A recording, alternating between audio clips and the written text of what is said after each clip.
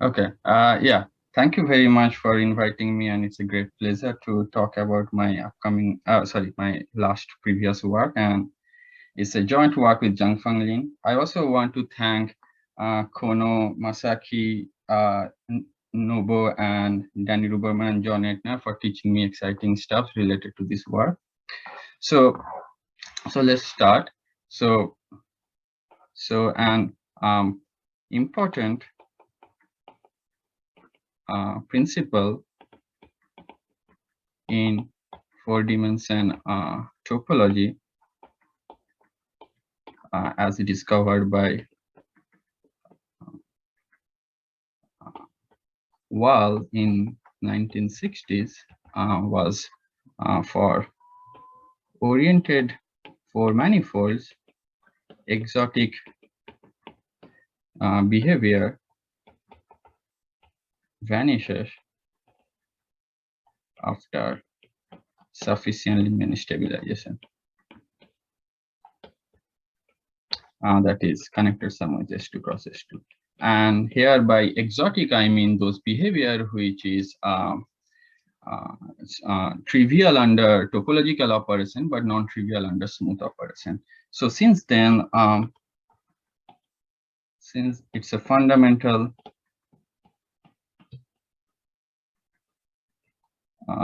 problem to search for exotic phenomena that survive single stabilization. And it's kind of remarkable that it took almost 60 years for people to come up with first such example. So let me talk a little bit about that. So in 2020,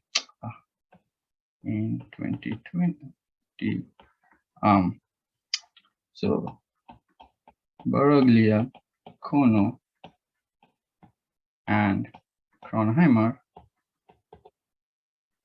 Moroka came up with an example of exotic diffeomorphism on K3 connected sum K3. So what their observation was that if you take two copies of K3, something like this, and then you have this connected sum along S3 cross I. Now notice that the diffeomorphism group, orientation preserving diffeomorphism group of S3 is homotopy equivalent to SO4, and pi 1 of SO4 is ZMO2. So in particular, you can have a non-trivial loop starting at identity, non-trivial loop of diffeomorphism in the diffeomorphism space of S3, starting at identity. So in other words, you can have this kind of a Dehn twist here, and then you extended that diffeomorphism by identity on the rest of the punctured K3s. And they proved that in particular, this is topologically trivial, but this is smoothly non-trivial. That is, it is not smoothly isotopic to identity.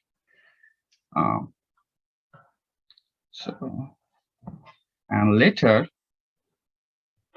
Zhangfang Lin proved that this Dehn twist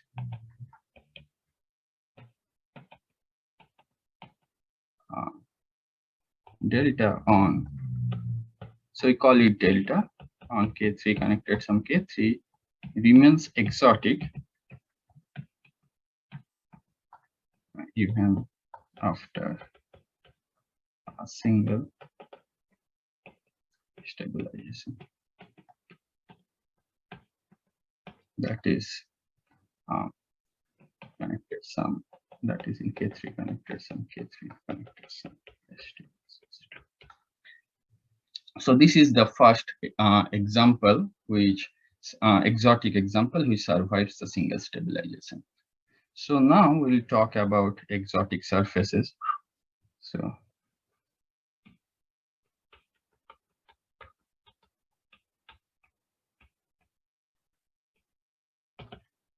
So,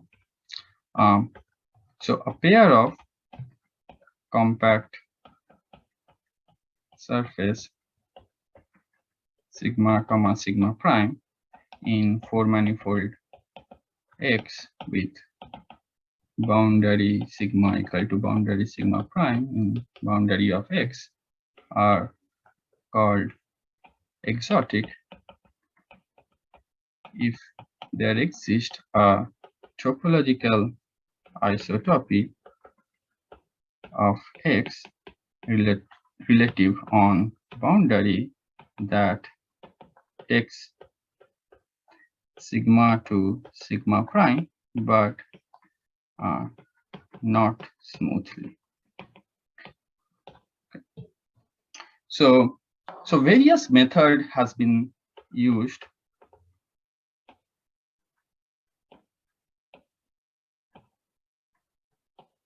to study exotic surfaces. For example, first example was constructed using Donaldson's invariant, and then Cyber-Witten invariant, he got Floor invariant,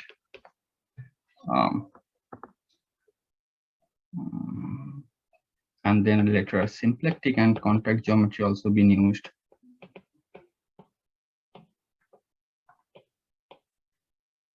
And recently, Kovanov homology has been used to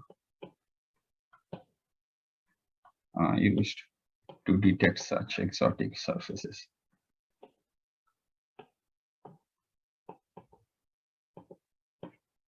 And we added the new component in this list, that is, we used Bauer-Furuta theory to study exotic surfaces. So let's come to that context now. So Perrin and Quinn proved that exotic surfaces always become smoothly isotopic after sufficiently many connected sum of S2 cross S2s away from those surfaces.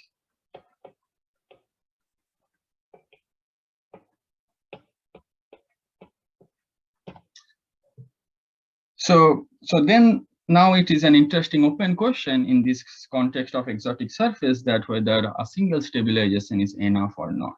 So let me state you one positive result towards this direction. So a positive result towards this direction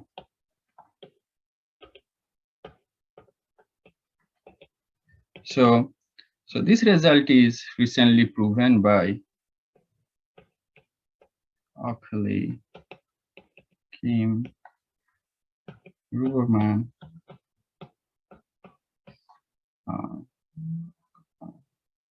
Melvin, Schwartz. Okay, and what they proved that, so they're using the light bulb trick to prove that exotic pair of connected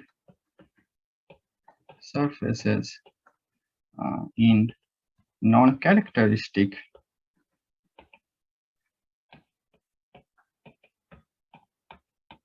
homology class with simply connected complements become smoothly isotopic after a single stabilization. So the proof is very beautiful of this result, and this result essentially saying that if your surface has these few conditions, then they are for them actually one stabilization is enough. Okay, and our result is essentially towards the negative direction of this problem. Essentially, we produce the first counter example So we produce the first counter example. So let me phrase our result now. So this is theorem.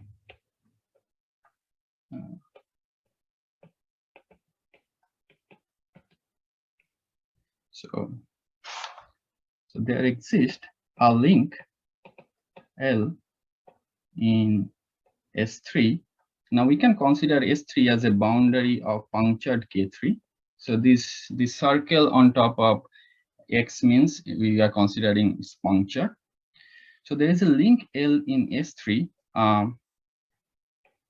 that bounds a pair of disks dl and dl prime that are topologically isotopic but not smoothly. Moreover, they remain exotic after a single stabilization, that is in K3 connected sum S2 cross S2. Okay. All right. So let me pause for a moment. Anyone has any question?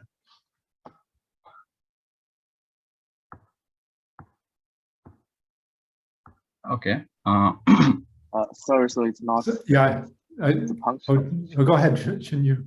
Sorry, so it's a puncture K3, like. Sorry. So I say it's a puncture K3 connect from S2 cross S2. Yes. Oh, okay. Yeah. And just when you say a pair of disks, you mean like so a puncture? It's not a disk, but a punctured. It's a connected surface, right? Sorry. Here. Of disk. A disk to me is a thing with one boundary component. So what do you mean? I see. Yeah. I mean, disk means so we are saying that the link. So yeah. So like each component bounds a disk. So yeah, it's sort of a collect. So disjoint union of disks. So each of them. Okay. So it's okay. Yeah. Okay. Thanks. So the basic idea I think is that if you kind of can see the picture correct way, then maybe half of the proof is done. So in rest of the talk, I will only try to give a sketch of the proof of this result. And so first let's try to visualize this picture in a concrete way. So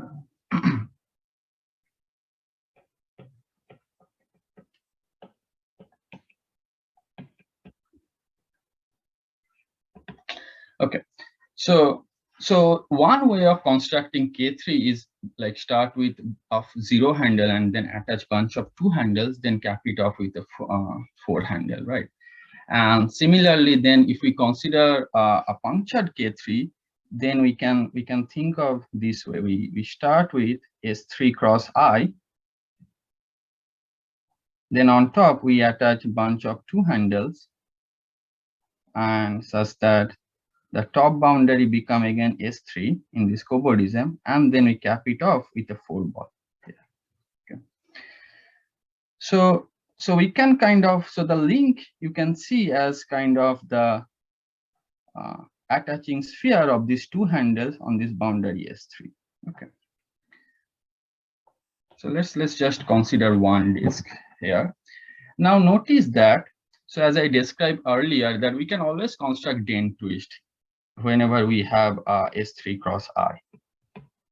So whenever we have S3 cross I, we can always construct Dehn twist. So what does the Dehn twist do with this disk? Essentially, picturically, it kind of give all of the disk in this small neighborhood a twist. So for our case, the link is essentially the attaching sphere So disjoint union of attaching sphere of two handle, and one pair of the disk is essentially disjoint union of the core of two handles. Now, since there is a dent twist in this small neighborhood of S3 cross I, we can construct delta dl as dl prime. So now notice that this dent twist in this punctured K3 is actually topologically trivial. So this is proven by Kranich Coopers and also by Orson Powell. So for that reason,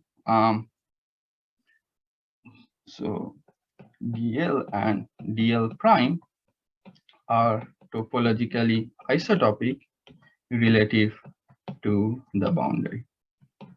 Okay. So now our main claim is that these two disks, so these two pair of disks are not smoothly isotopic relative to the boundary. Okay.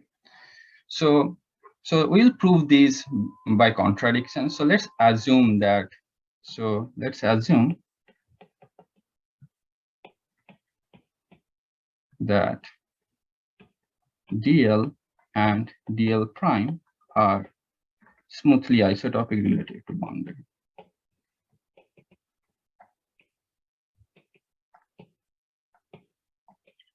So then what happened is that, see, in this small neighborhood, so these two disks are everywhere same except this small neighborhood where they are kind of, one is dent twist of the other one.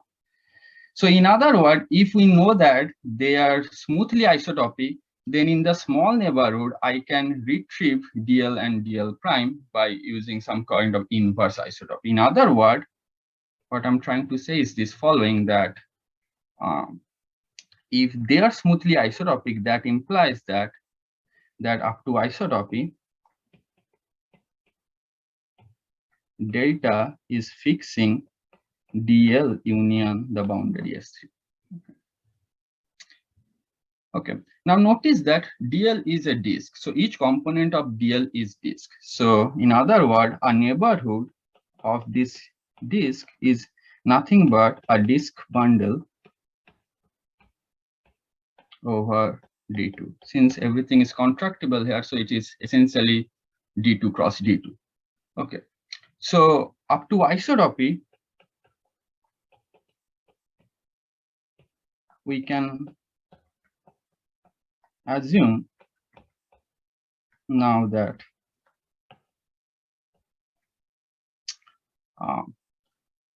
delta is a bundle map on NDL. That means what? That so each fibers are essentially a copy of disk, and now delta is sending each of these disks to a copy of disk corresponding to that point, since it's sort of fixing the fiber, fixing the base D2 pointwise. So in other words, delta will induce a map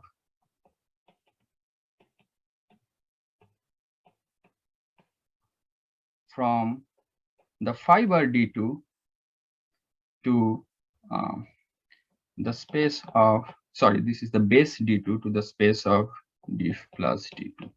Because at each fiber, it is giving us a diffeomorphism from the disk to disk. And notice that this space is nothing but SO2. Okay. And moreover, this delta restricted on this boundary D2 is precisely identity map. And now, since pi1, not pi1, pi2, since pi2 of SO2 is same as pi2 of S1 is trivial, that implies this map is homotopic to trivial,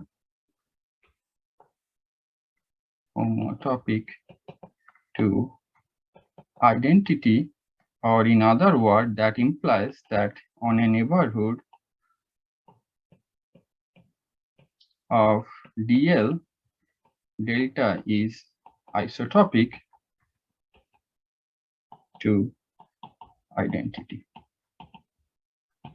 So what we did is that we assume that the two disks are isotopic, and then we prove that in a neighborhood that forces us that den twist is smoothly isotopic to the identity. So what we get is the following picture. So we initially had this. So we initially had punctured K3, and then we now attach a copy of S2 cross S2 here. So we have punctured K3, and this is our S2 cross S2, and we had a den twist along this boundary. But now we prove that if we assume that these two pair of disks are smoothly isotopic, then this whole den twist can be pushed away from the K3. In other words, the whole map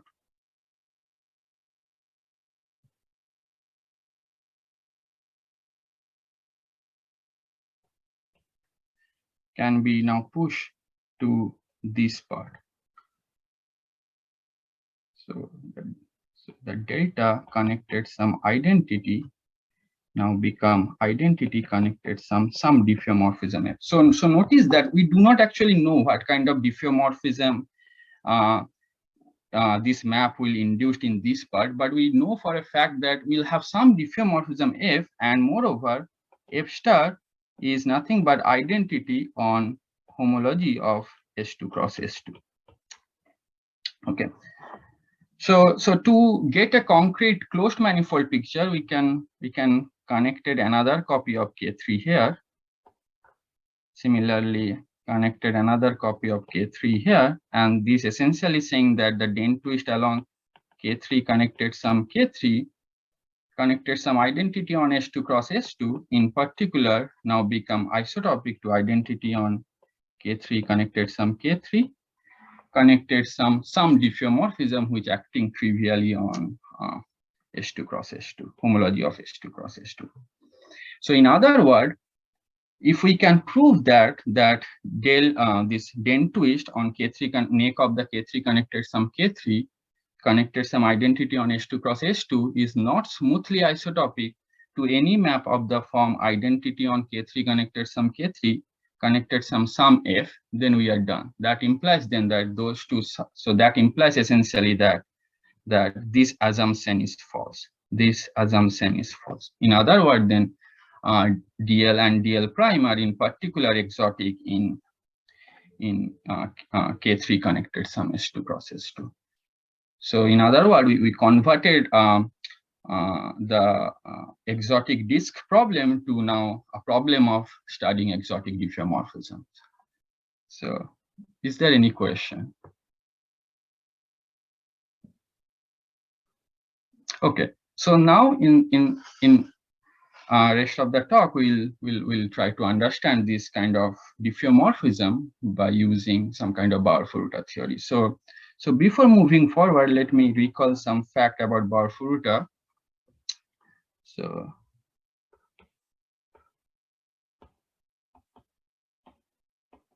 Bauer-Furuta theory. So for a closed four manifold with B1x equal to 0, we can equip X with a cohomology orientation, and that means that we fix a orientation on H2 plus X R and a choice of spin structure. Oh, let me mention, we need to consider spin 4 manifold for a closed spin 4 manifold. Okay. So a choice of spin structure is essentially means that we can kind of taking a correspondence spin 4 bundle. So corresponding. spin 4 bundle.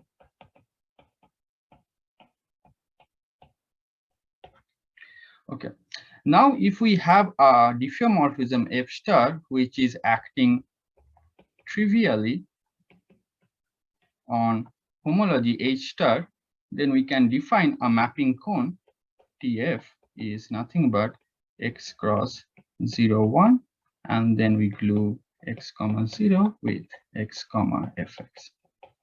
So in other words, TF is fiber bundle over S1 with fiber X.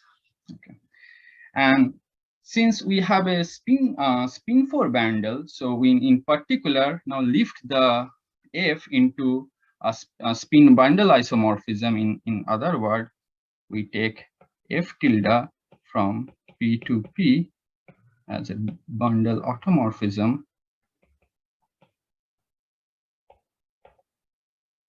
which lifts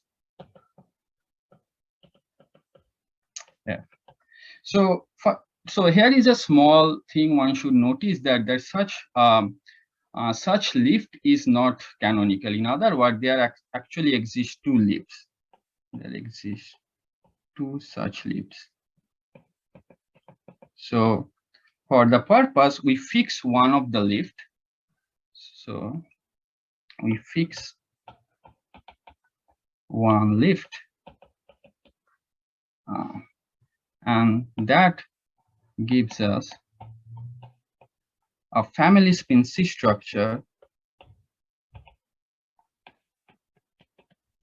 Sorry, a family spin structure on TF. Okay, so now that we get a family spin structure on this mapping tori, so now we can actually define Seiberg-Witten equation in particular. So this helps us to define Seiberg-Witten equation on TF. Or in other words, so by doing now finite dimensional approximation, so by doing finite dimensional, okay, let me write it down properly. By doing finite dimensional approximation of Seiberg-Witten equation, we get a map, so we get a pin-to equivariant map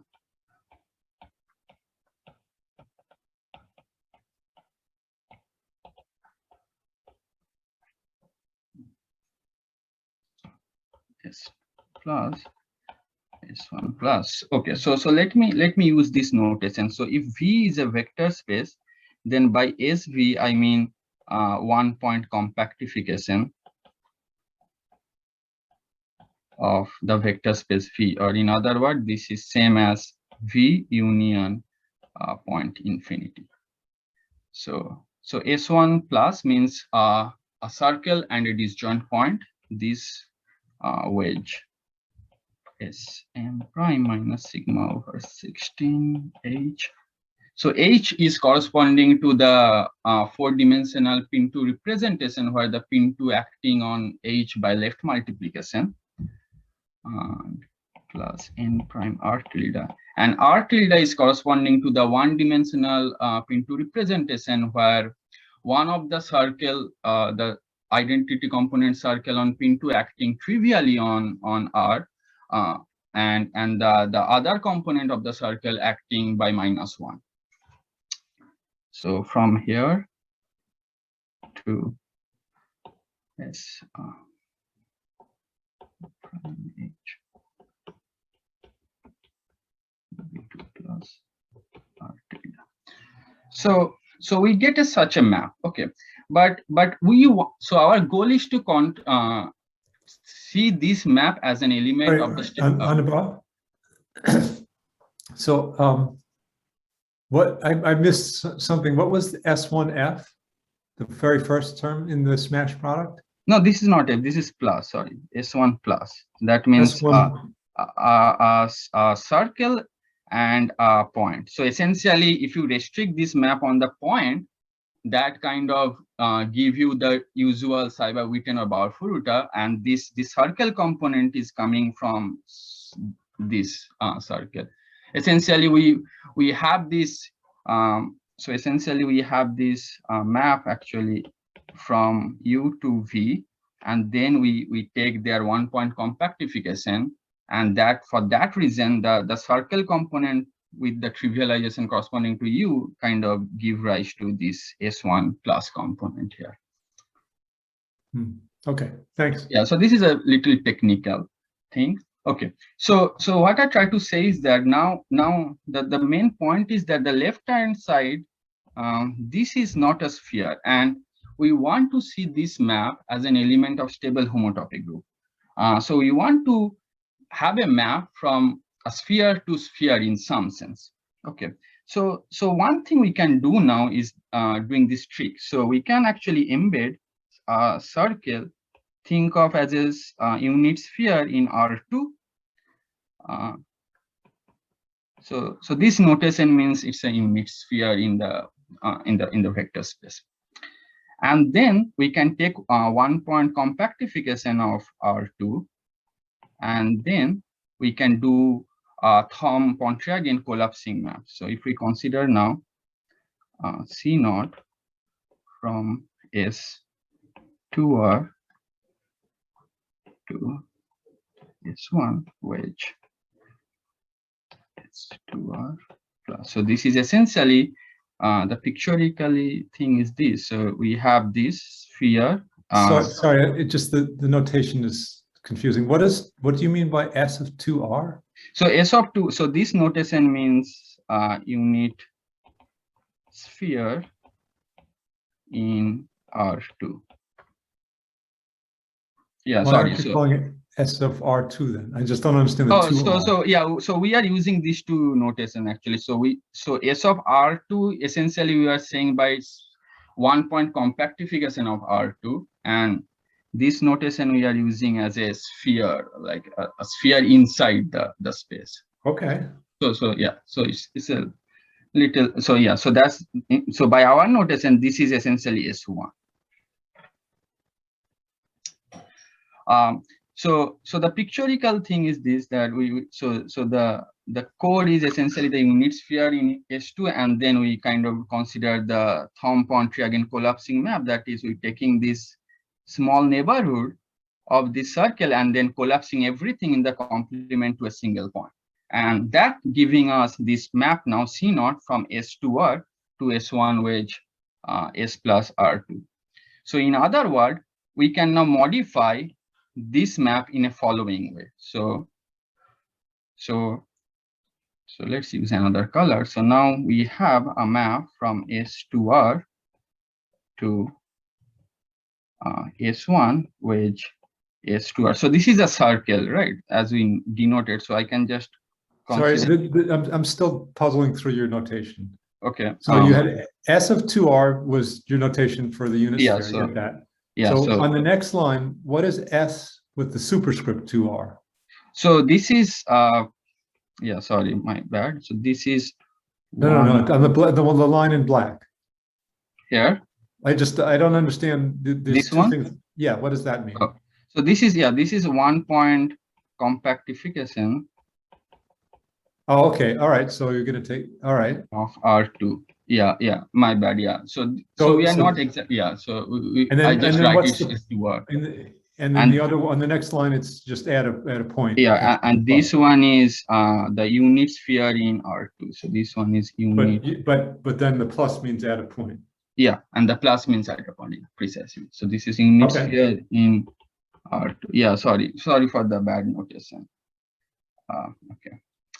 So now we have so we can have this C0 map, and now we can add the extra term, that is extra this term here, and project it by identity. So let me write it down. So this is S m prime minus sigma over 16 H plus n prime R tilde, and then we project it down with identity. Oh, I messed up then. Okay, I messed up wedge and sorry, this is, sorry. Okay, yeah, sorry, I messed up some of the notations very badly. Yeah, this is wedge. Sorry, this is smash product, not wedge. I all of a sudden started talking about, sorry, next. Okay, so S1 prime Sm minus sigma over 16 H plus M prime R tilde, and then we can go forward by now doing identity on the first component wedge, the Seiberg-Witten plus map that we just saw to S. So the project would be now SR wedge Sm prime H plus M prime plus V2 plus R tilde, and we call this whole composition as family Bauer-Furuta map. So by our notation, this whole composition is family Bauer-Furuta map. So now we can see that we kind of get a map from a stable homotopy group of sphere to a stable homotopy group of sphere. And so let me write it down. So thus we get in map. So thus family Bauer-Furuta of a 4-manifold X, and for the diffeomorphism F with its spin lift F tilde, this can be an element of either SR minus sigma over 16 H to SB2 plus R tilde, and this is spin to equivariant, and this happens when sigma is negative. So this is when signature is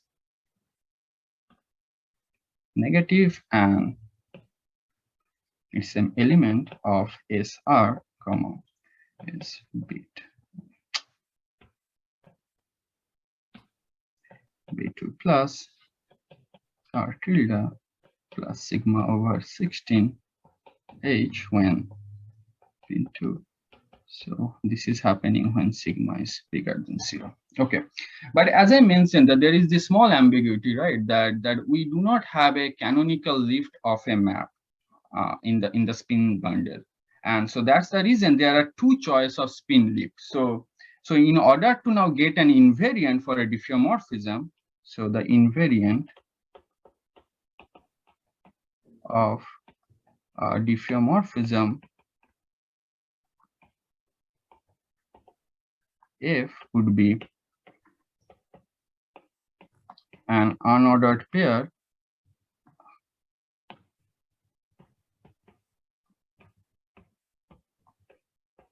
which have two elements. One is family Bauer-Furuta XF F1 tilde, and another is family Bauer-Furuta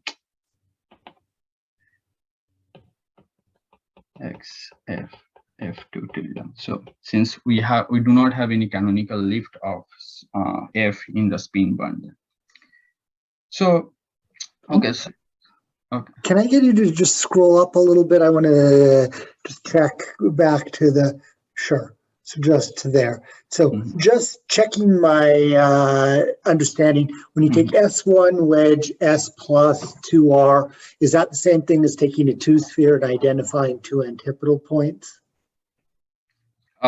Sorry, here, right? This one? And it's the whole wedge. It's the wedge of the S1 wedge, the S plus 2R. So sorry, this is not wedge. This is a smash product. Yeah, smash. Sorry, I said wedge. Yeah, that's correct. Yeah. Okay.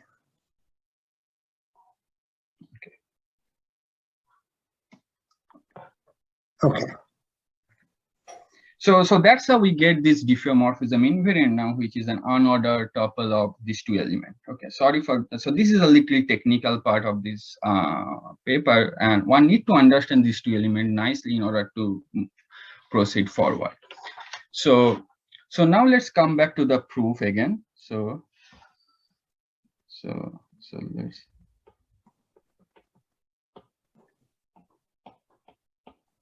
come back to the proof.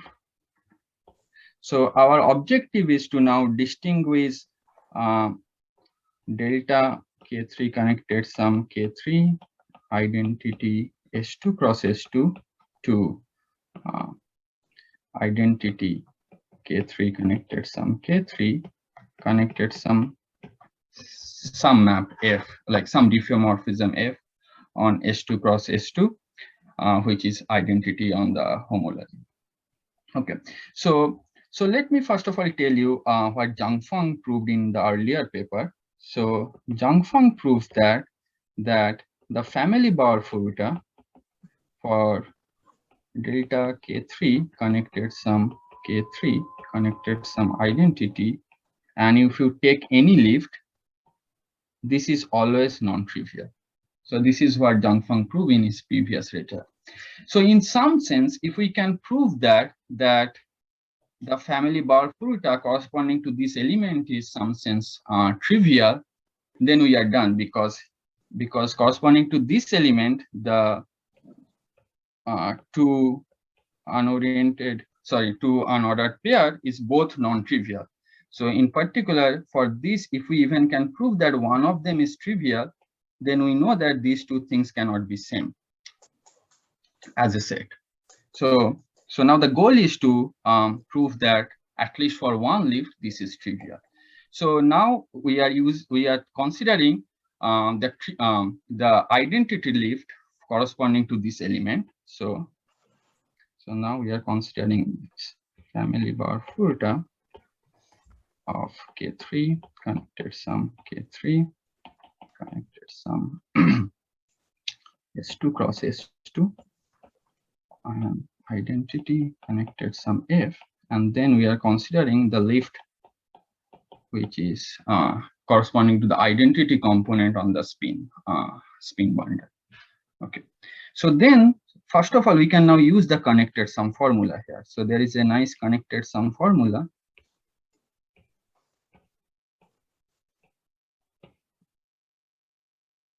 So the connected sum formula saying that since on the first component this map is precisely identity, so I can actually break this part into smash product of two elements, where the first element is just the trivial Bauer-Furuta element of corresponding to the 4 manifold. So this is, by the way, sorry, I again messed up a notice, and everything is spin 2 equivariant at this point. So this is Bauer-Furuta into K3 connected sum K3 wedge family Bauer-Furuta S2 cross S2 at F tilde. Okay. So essentially, if we can now prove that this element vanishes, then we are done. And our main claim is that so one of the main claim of our paper is that this element is always trivial, or in other words, this is trivial, and with all this previous argument, that implies that these two diffeomorphism now cannot be isotopic. And that completes the proof modulo now this claim that family Bauer-Furuta for S2 cross S2 is, sorry, again, I messed up pin 2. The pin 2 equivalent Bauer-Furuta corresponding to S2 cross S2 is trivial. So, so now let's prove this claim. So,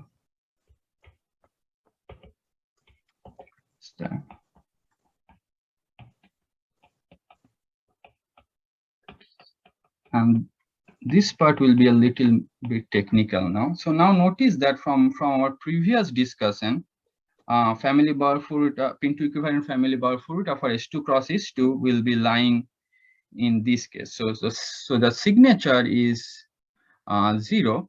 So for that example, will be lying in this space. So this part vanishes, and B2 plus of S2 cross S2 is 1. So in other words, this element, so this will be an element of SR2 tilde pin 2 equivariant. Okay. Or in other words, this is just the pin 2 equivariant stable homotopy group of SR tilde. Okay. So now let's try to analyze this element more carefully. So So notice that this group is by Tom-Dick splitting theorem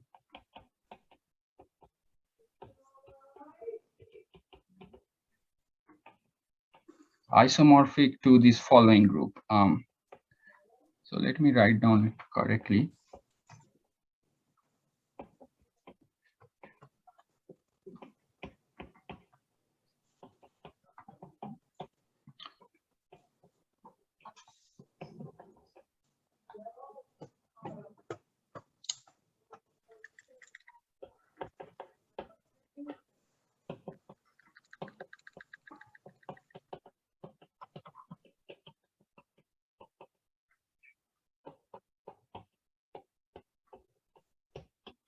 So this is this is a little technical. Essentially, the universe that we are here considering is connected sum. So this is R infinity direct sum, R tilde infinity direct sum, H infinity, and Tom-Dick splitting theorem saying that in such a universe, when you have equivariant action, that action can be decomposed into the isotropy subgroup, and the isotropy subgroup corresponding to the fixed point of these elements are precisely either trivial or S1 or pin2 itself, and then you consider these are the well group of such isotropy subgroup, and that's how you kind of decompose your element into connected sum of this kind of scary looking elements. Okay. So once we have such a decomposition, now we can consider this map actually. So there is this S1 equivariant. So sorry, there is this S1 fixed point map. So sorry. So the C1 and C2 are just cyclic groups. Is that of order 1 and 2? Yeah. That's correct. Yeah, because C2 is essentially pin2 quotient. S1 is C2 and C1 is pin2 quotient. Pin2 is C1. So okay, thanks. So now one can consider this S1 fixed point map. So if we now consider a S1 fixed point map, that map will act from pin2 SR tilde to now pi1. So this is pin2 mod S1. But notice that the S1 action on SR tilde is trivial, right? Because that's how we define this representation, where if you consider the pin2, the identity S1 actually acting trivially. So this is again an element of SR tilde here. And now again, if we apply Tom-Dick splitting theorem on this part, we can see that this part is isomorphic to this first two component now. Okay. So one of the critical observation is this, that if we, so we know that the Bauer-Furuta element lives in this group, right?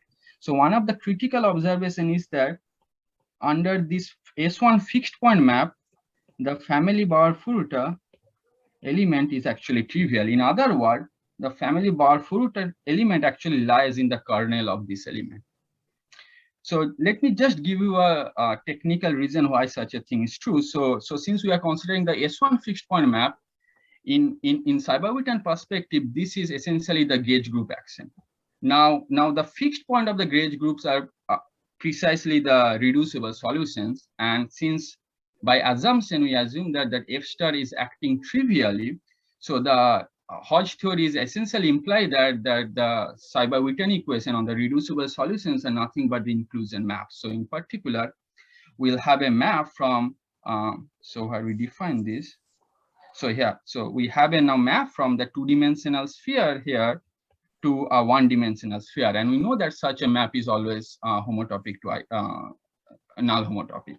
So for that reason, for that technical reason, this claim is true, that under S1 equivariant, the family under this S1 fixed point theory, the family Bauer-Furuta vanishes, or in other words, family Bauer-Furuta is now in the kernel.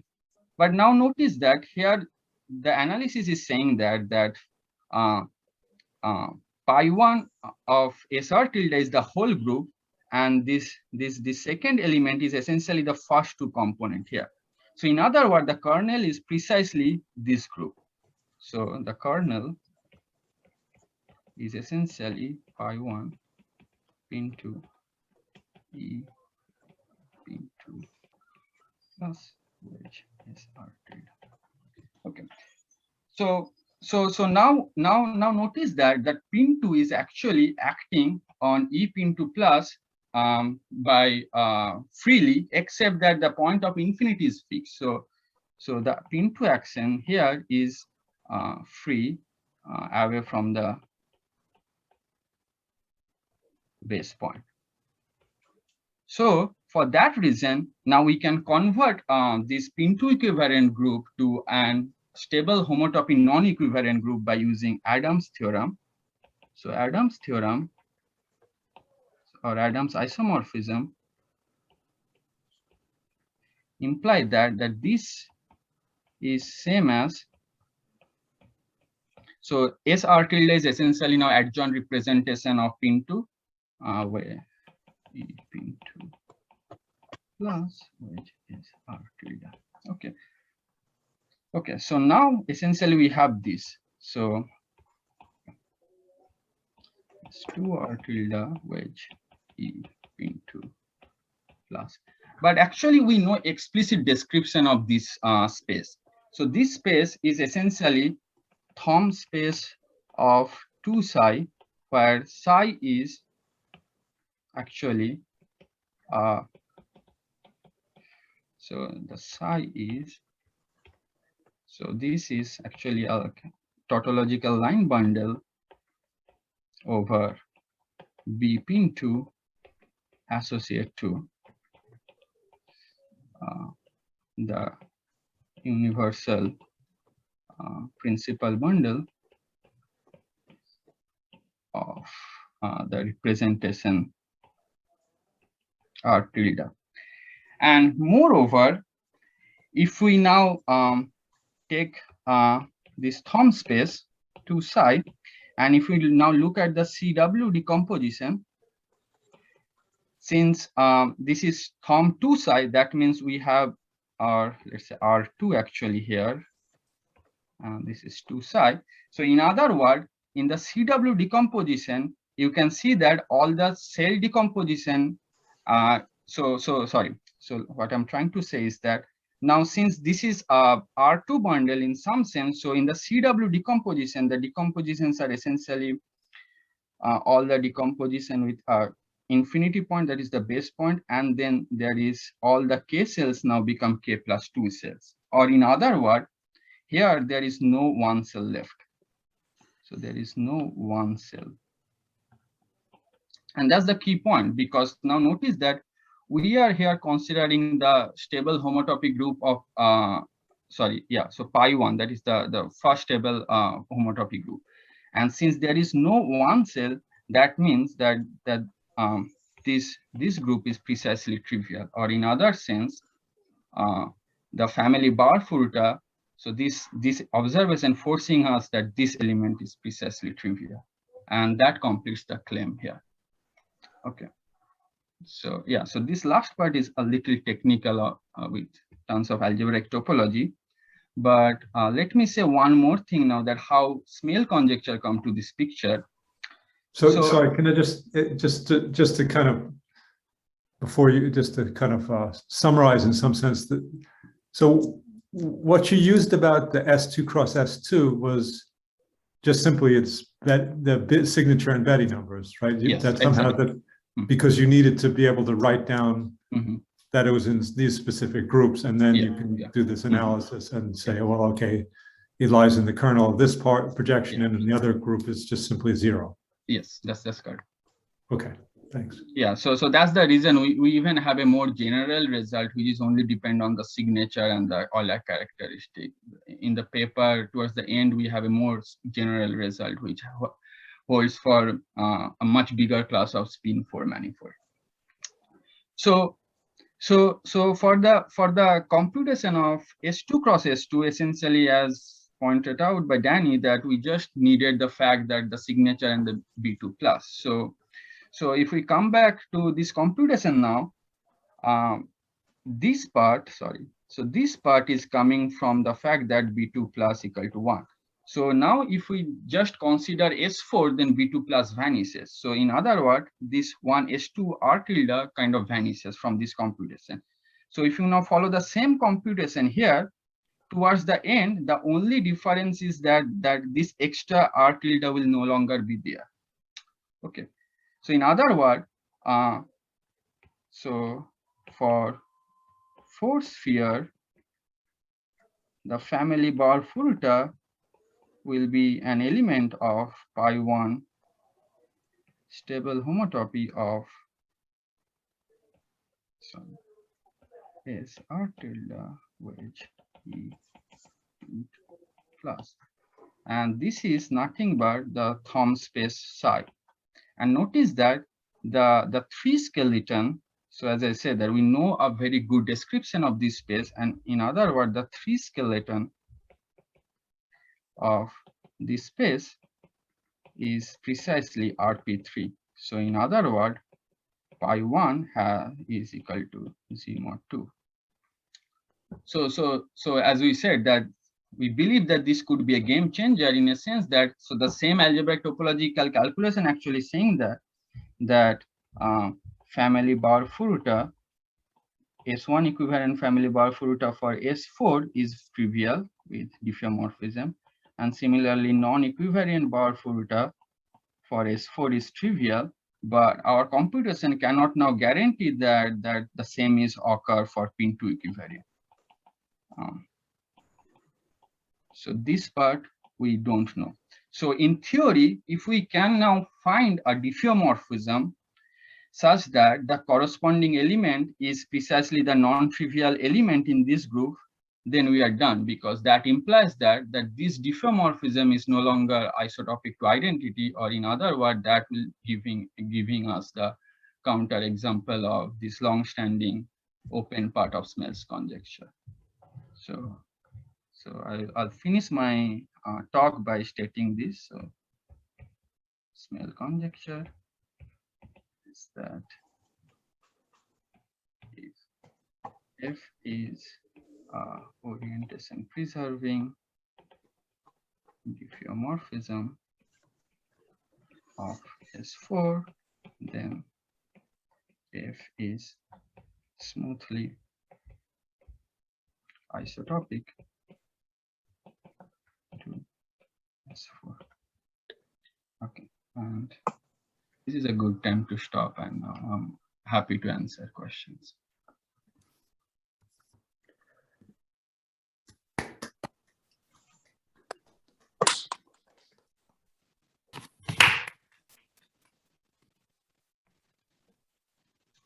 Are there any questions?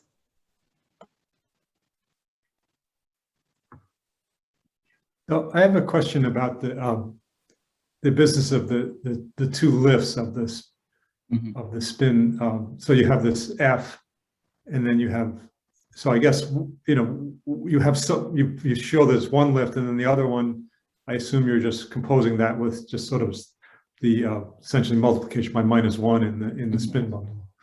So is that not quite sure how to say it, but can you, if you have an isotope, I mean, you're basically trying to construct these isotopy invariants.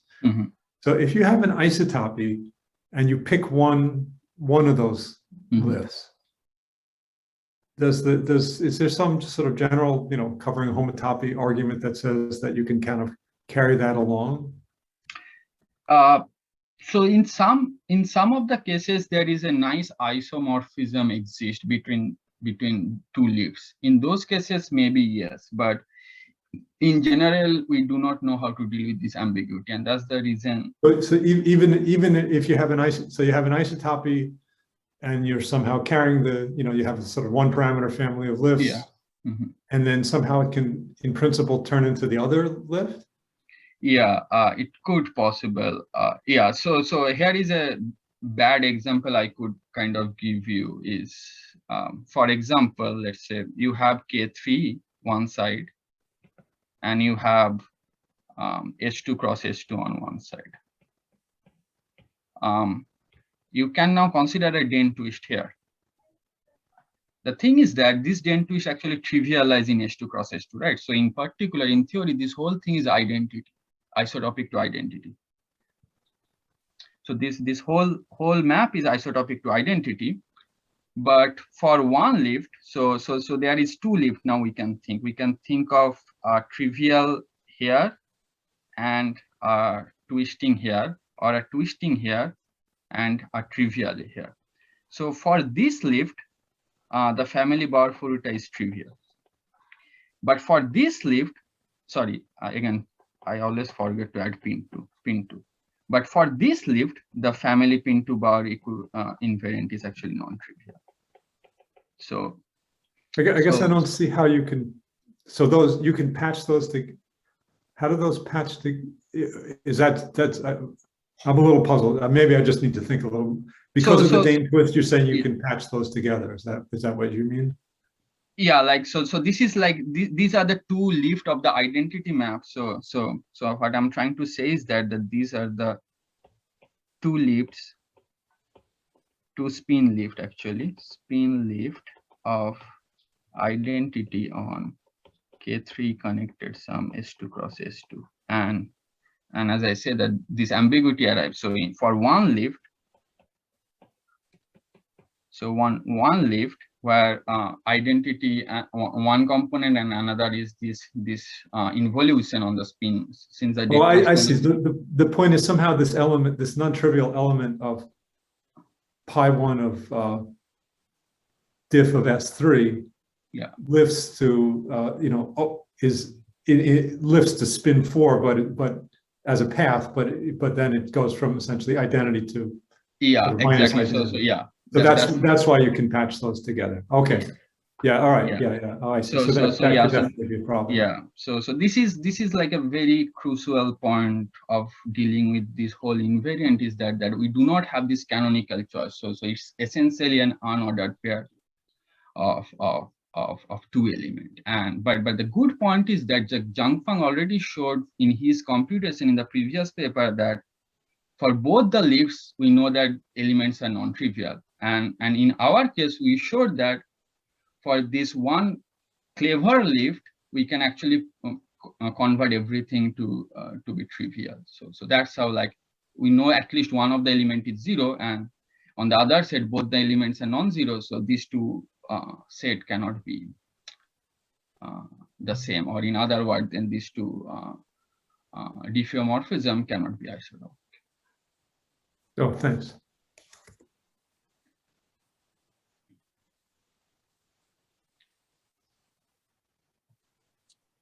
And yeah, right now we are trying to understand more about these groups, and in other words, how to compute, like how to find diffeomorphism that can satisfy as element of such group. In other words, maybe that will give the counterexample of Smith conjecture if we can understand it in a better way. I also have a question. So it seems to me you really need S2 cross S2 to prove your theorem, but which means you need a stronger version. I mean, so do you think it's possible to prove the same thing without S2 cross S2 connected sum? Just direct proof? Sorry, repeat again. Sorry, which proof? So you need to connect some with your manifold with CP2. I mean, you need to connect some with your manifold and S2 oh yeah. It's so if you don't connect some with S2 cross S2, then we can consider that part as S4. Like it's just that manifold connected some S4 essentially. Then we can okay, so here is the point. So in S4 the computation is much easier because we do not need to consider pin2 equivariant, because Bauer-Furuta itself was. The problem is that all the gauge theoric invariant vanishes under connected sum with S2 cross S2. And the surprising observation of Zhangfang Lin was that somehow the pin2 symmetry remember S2 cross S2.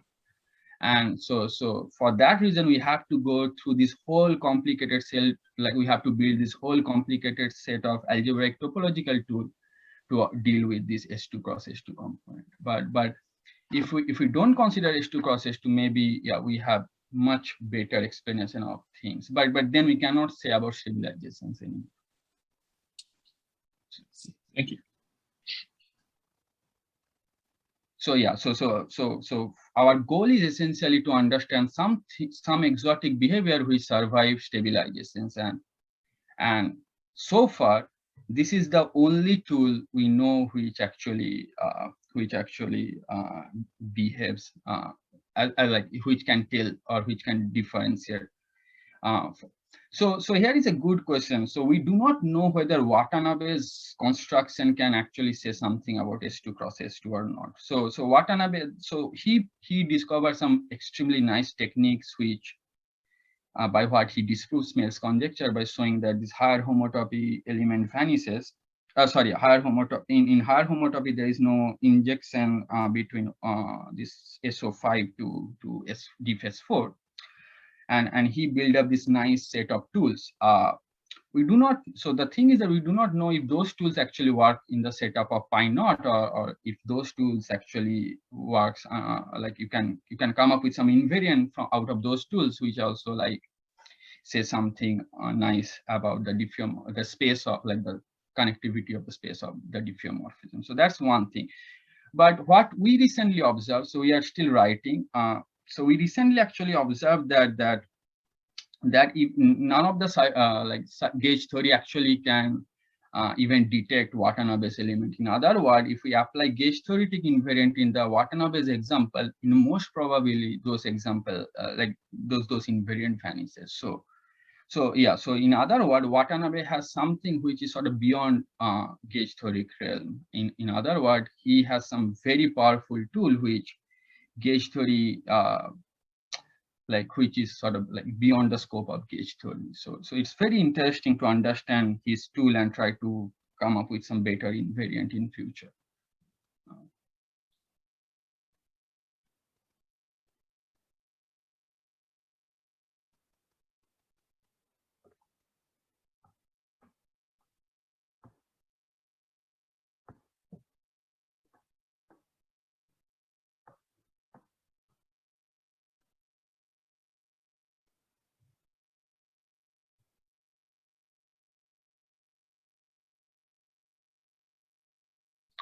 Any other question?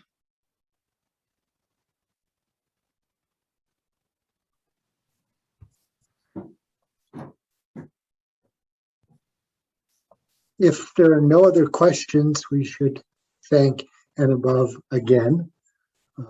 We will be back in 2 weeks with more gauge theory virtual. In fact, Fanye. we will have Fanny. Thanks, Fanny.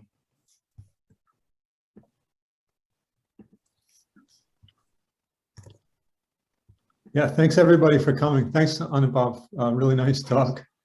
Yeah, sorry that the last part is very technical, but I think most of you are experts, so I decided to go over the complicated technical part as well.